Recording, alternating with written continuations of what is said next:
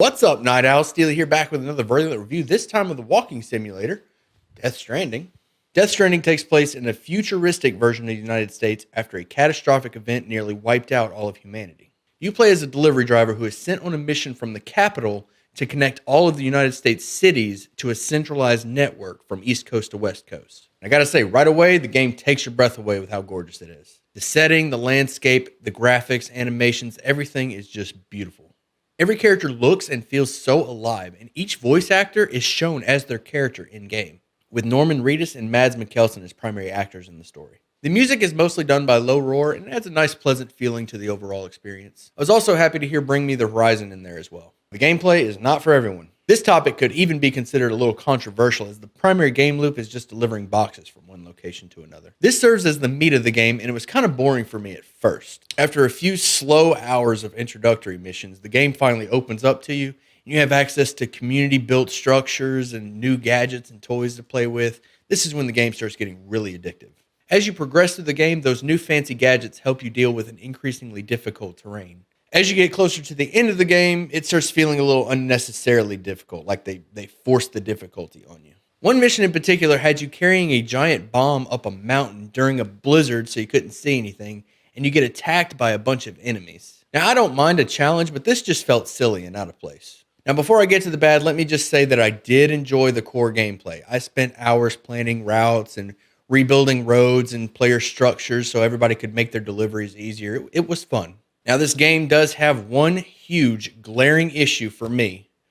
Brace yourself, rant incoming. This game's story makes zero sense. It is so abstract and convoluted that trying to understand this game's plot is an actual chore. The further you get into the game, the less sense it makes. Every opportunity that this game has to explain some of its more complicated story elements instead just adds more complexity onto it. Let's dive into this game's storyline. This game takes place in the future after a catastrophic event nearly wiped out all of humanity, and the rest of mankind is just trying to rebuild society. In order to do that, the main character is sent on a mission to connect all of the remaining cities to a centralized network. So far, so good. Now we're going to deviate from reality a little bit. The opening cinematic introduces you to the concept of timefall, which is just this world's version of rain.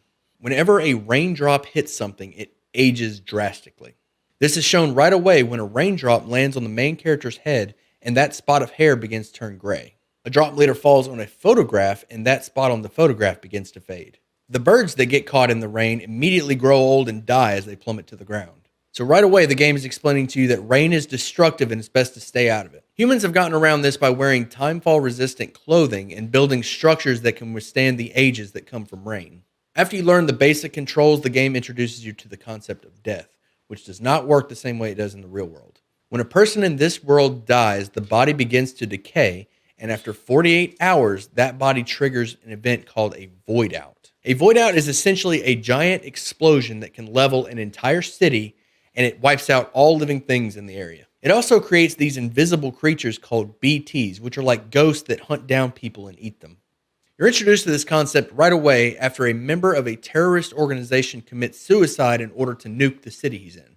The body of the terrorist is found within those 48 hours, and a team is assembled to carry the body to the incinerator that's miles away. More on that in a second. On the way to the incinerator, the team is attacked by those ghost creatures, and the body triggers a void out which completely destroys the city and kills everyone around. It's at this point that you learn that the main character can come back to life whenever he's killed. So he's brought to a nearby city so that he can explain what just happened to this one.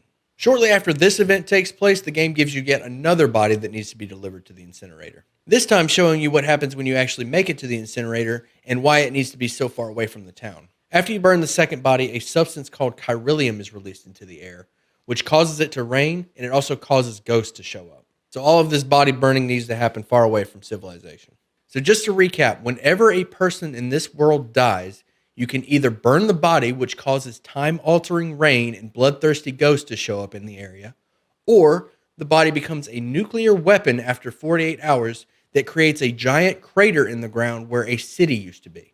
I hope you're with me so far because this next part really slides off the rails. In order to detect those bloodthirsty ghosts that are invisible to the naked eye, human beings have invented bridge baby technology, which is the art of putting an unborn fetus in a jar and connecting your brain to it. Also, the game does have vehicles, but in the first 10 hours of the game, all of these deliveries take place on foot. That includes the dead bodies, which, if you recall, will wipe out an entire city if they don't make it to the incinerator. Now, you're probably wondering, why isn't this entire delivery process automated?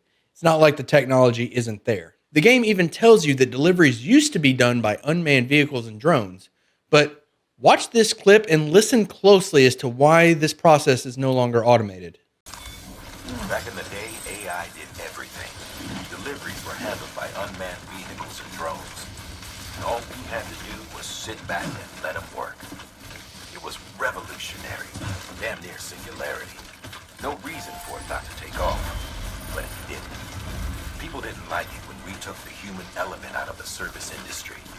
So, after some consideration, we put it back in. Made jobs no one really needed and gave them to folks who couldn't live without them. And from there, it snowballed. Now we got cults of cargo chasing crazies who get off on hijacking shipments. People don't like that we took the human element out of the service industry. Are you f***ing kidding me? There are packs of bloodthirsty ghosts roaming the countryside, and if one person dies, your city is toast.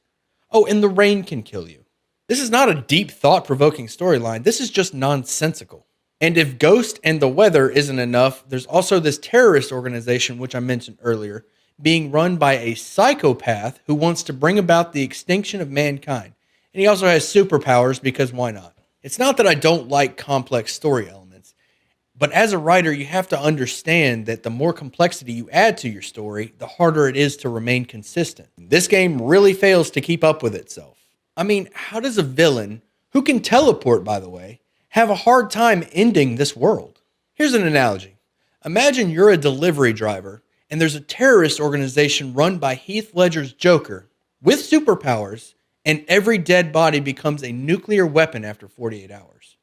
This is the plot of Death Stranding. Look, let me level with you. I could make an entire video on just how bad this game's story is, but I'm not going to. Just know that this may be the worst storyline in a video game that I've ever seen in my entire life. So let's move on. Next big complaint is the boss fights. I don't feel that this game's core mechanics are built around a combat system. I feel like this game is mostly about delivering packages across difficult terrain. So when the game added boss fights with guns even, it felt like the game was trying to be something that it's not. And why does every boss in this game teleport? BT creatures dive into the tar and appear elsewhere. Higgs teleports around the arena while you have to chase him. And the mysterious soldier teleports away every time you gun him down. There's even a boss fight in this game where you lose all of your belongings at the start of the fight, and you have to take on this boss with no armor, no guns, no gear of any kind. This boss has a gun, grenades, and a knife, and you have to chase this boss around the arena with your bare hands. It's not that the boss was that hard, it was actually pretty easy on normal difficulty. It's just annoying chasing this guy around the map so you could punch him a few times and then teleport away again. Overall, this game was really unremarkable, and I would have a hard time recommending it to anyone. All of the fun that I had in the game was doing something other than what I was supposed to be doing at the time. Hey, thanks for watching. I hope you enjoyed it. And if you did, you know how YouTube works. Hit those buttons, leave a comment down below. Let me know what game you want to see reviewed next. If you want to see these reviews take place live, I do stream on Twitch Monday through Friday, 6-10 p.m. Central Time. Link in the description. Come by, ask questions, let me know what you think.